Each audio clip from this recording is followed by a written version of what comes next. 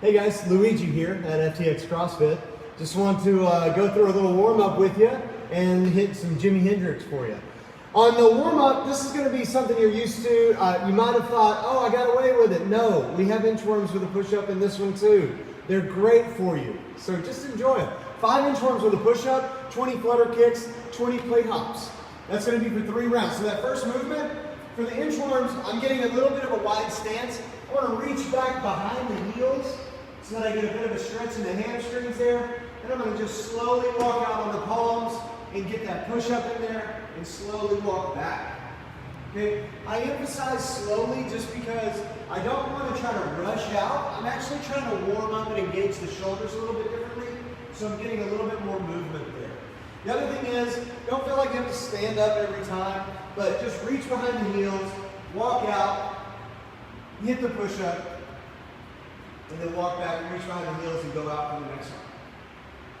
Then, for the flutter kicks, you'll just come down onto the ground on your back. You can place the hands behind the butt to make it a little more comfortable. We're just going to go all the way up. And it's just 20 total, so it'll be 10 on each leg. Then after that, you're going to go into plate hops. So you should have a plate ready at home. These hops can be done in a different variety of ways. So you can go forward and backwards. You can go side like this. You can jump side to side. You can go forward, backward, get a little plus sign in there. Whatever you want to do, have fun with it. But it's 20 plate hops. So you'll do those 3 movements for 3 rounds. Now let me explain Jimi Hendrix. Jimi Hendrix is 10 rounds, 5 handstand push-ups or RX pluses strict, 10 leg lifts or RX pluses V-ups, 10 single arm dumbbell push presses on each arm, and then 30 double unders.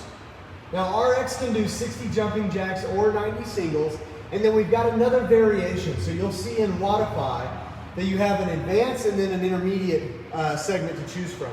That intermediate just gives you different options on some of the movements.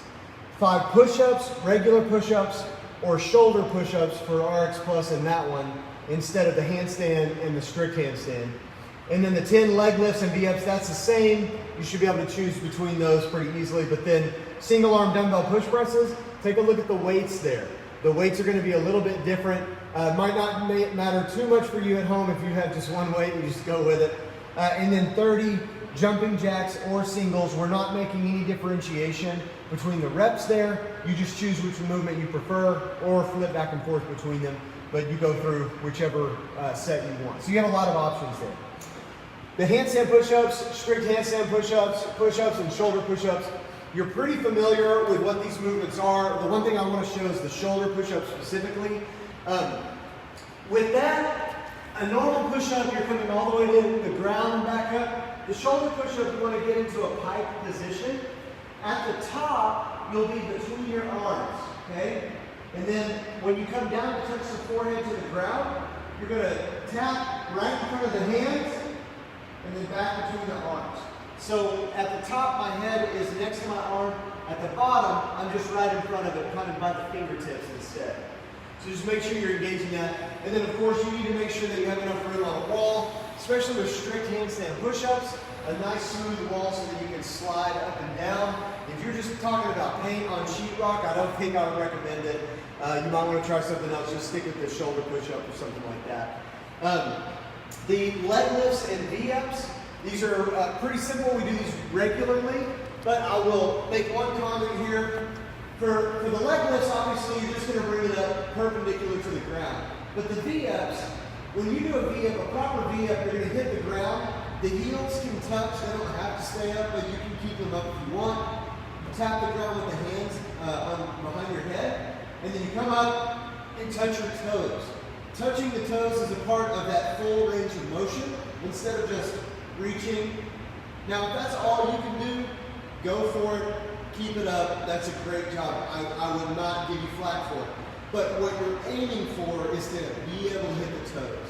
Now, the other thing is you want to come up off of the shoulders.